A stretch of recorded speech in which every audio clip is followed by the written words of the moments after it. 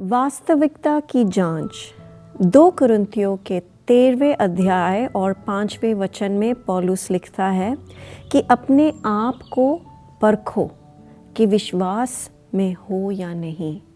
अपने आप को जांचो। क्रिश्चियन होने का मतलब सिर्फ आमीन और हालेलुया चिल्लाना नहीं होता। क्रिश्चियन होने का मतलब दया और प्रेम में चलना होता है। क्रिश्चियनिटी सिर्फ चर्च के 4 दीवारों के अंदर नहीं होता, बल्कि सच्ची क्रिश्चियनिटी चर्च के बाहर ही होती है।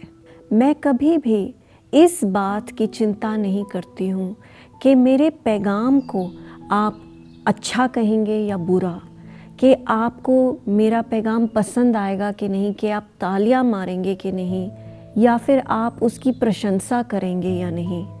मेरी यही चिंता होती है कि ये जो पैगाम है, ये जो संदेश है, कि ये आपके ज़िंदगी में वो परिवर्तन लाएगा कि नहीं, कि ये चीज़ आपकी ज़िंदगी में, आपके जीवन में एक सच्चाई बनेगी या नहीं। तो आज मैं इसी जांच पड़ताल को लेकर आपको कुछ तरीके बताऊंगी। इसमें हमें 7 परीक्षाओं का सामना करना होगा। तो जो पहला परीक्षा है वो है प्रार्थना की परीक्षा। मत्ती के 21वां अध्याय और 22वां वचन कहता है कि जो कुछ तुम प्रार्थना में विश्वास से मांगोगे वो सब तुमको मिलेगा। आमीन। हम अक्सर हमारे समस्याओं के बारे में बात किया करते हैं, हमारे जो संकट होते हैं उसको लेकर, या हमारी जो परेशानियां होती हैं, या लोगों के बारों में, या फिर अपनी जो ख्वाहिशें होती है, जो अरमान होते हैं हमारे, उन सब चीज़ों को लेकर हम इतनी सारी बातें किया करते हैं। लेकिन क्या हम उतना ही वक्त कम से कम इन चीज़ों को लेकर प्रार्थना करते हैं, या सिर्फ हम बातें करते हैं, डिस्कशंस करते हैं, विचार विमर्श करते हैं?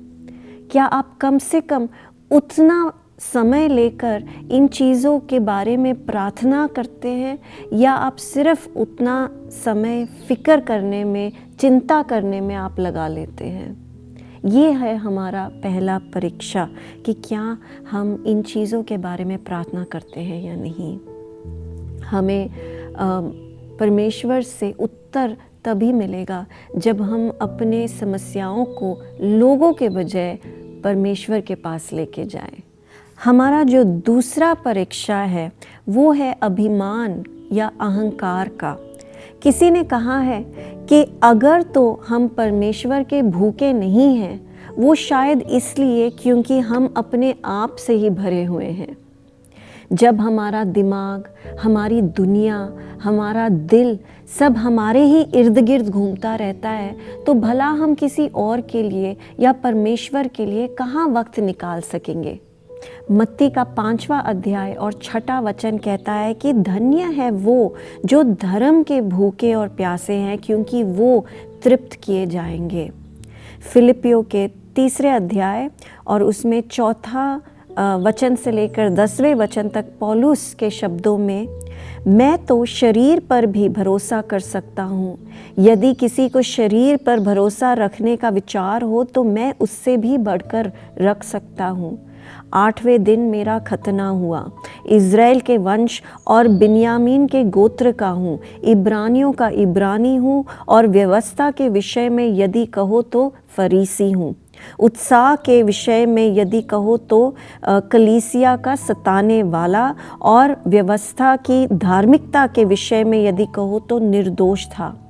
परंतु जो जो बातें मेरे लाभ की थी उन्हीं को मैंने मसीह के कारण हानि समझ लिया, वरन मैं अपने प्रभु मसीह यीशु की पहचान की उत्तमता के कारण सब बातों को हानि समझता हूँ, जिसके कारण मैं सब वस्तुओं की हानि उठाई और उन्हें कूड़ा समझता हूँ, जिससे मैं मसीह को प्राप्त करूं और उसमें पाया जाओ, ना कि अपनी उस धार्मिकता के साथ जो व्यवस्था से है, वरन उस धार्मिकता के साथ जो मसीह पर विश्वास करने के कारण है और परमेश्वर की ओर से विश्वास करने पर मिलती है।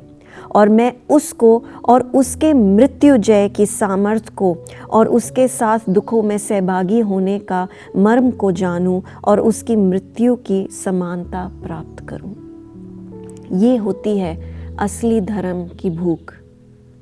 क्या आप अपने अभिमान को त्याग करके मसीह के भूख और प्यास में आगे बढ़ेंगे?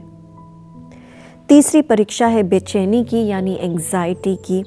मत्ती के 6 अध्याय में 34वां वचन है, कहता है कि कल के लिए चिंता न करो, क्योंकि कल का दिन अपनी चिंता आप कर लेगा। आज के लिए आज ही का दुख काफ़ी है, बहुत है। कठिनाइयाँ सभी को होती है और हर व्यक्ति समस्याओं का सामना करता है। ये बहुत ही सरल बात है, कोई अनोखी बात नहीं है। हम सब अपने जीवन में अपने हिस्से की परेशानियों का सामना करते हैं, लेकिन यहाँ पर हमें सावधान किया जा रहा है कि हम उन परेशानियों को लेकर, उन समस्याओं को लेकर चिंतित ना हो, बेचैन ना बन जाए। आज के समस्याओं को आप आज हैंडल करें, कल का कल देखा जाएगा। रोमियो के 8वें अध्याय और 28वां वचन कहता है कि हम जानते हैं कि जो लोग परमेश्वर से प्रेम रखते हैं उनके लिए सब बातें मिलकर भलाई ही को उत्पन्न करती हैं, अर्थात उन्हीं के लिए जो उसकी इच्छा के अनुसार बुलाए हुए हैं। आमीन। चौथा जो परीक्षा है आज्ञाकारी होने का है।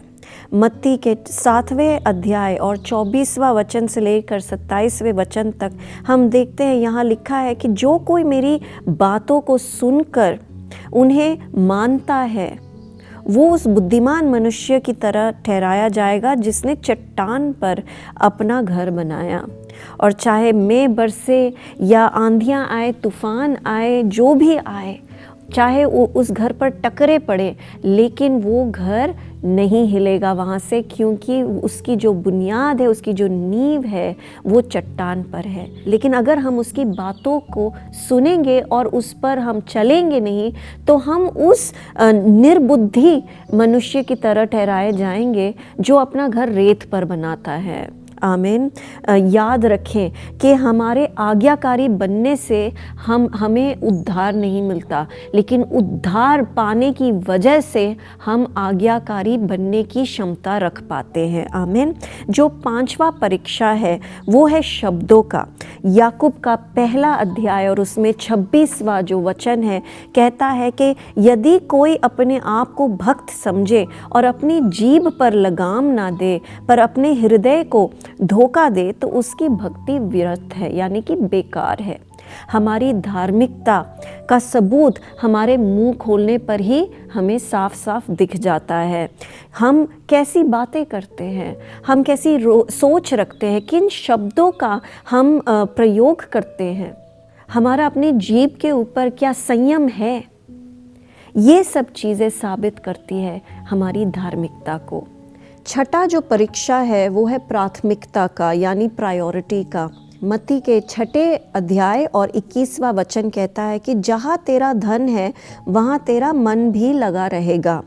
हम आखिरकार किन चीज़ों को अपने जीवन में आवश्यकता से बढ़कर से ज़्यादा अधिक महत्व देते हैं, किन चीज़ों को हम वो प्रथम स्थान देते हैं, वो ऊंचा दर्जा देते हैं अपनी जीवन में। 7वां और आखिरी जो परीक्षा है वो है प्रेम का।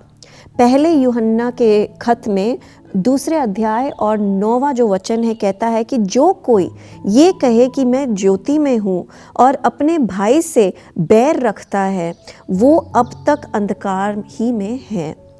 ये थे वो परीक्षण जिसके आधार पर हम ये अपने वास्तविकता की जांच परख कर सकते हैं कि क्या हम वाकई में विश्वास में हैं या हम अपने आप को ही धोखा दे रहे हैं। हमारा परमेश्वर असली और जीवित परमेश्वर है।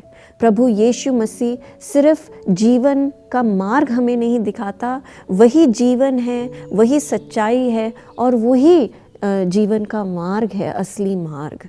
तो मेरी यही प्रार्थना है कि प्रभु यीशु मसीह आपके जीवन में परिवर्तन लाए और आपके जीवन को अपने कृपा से और हर स्वर्गीय आशीष से भरे।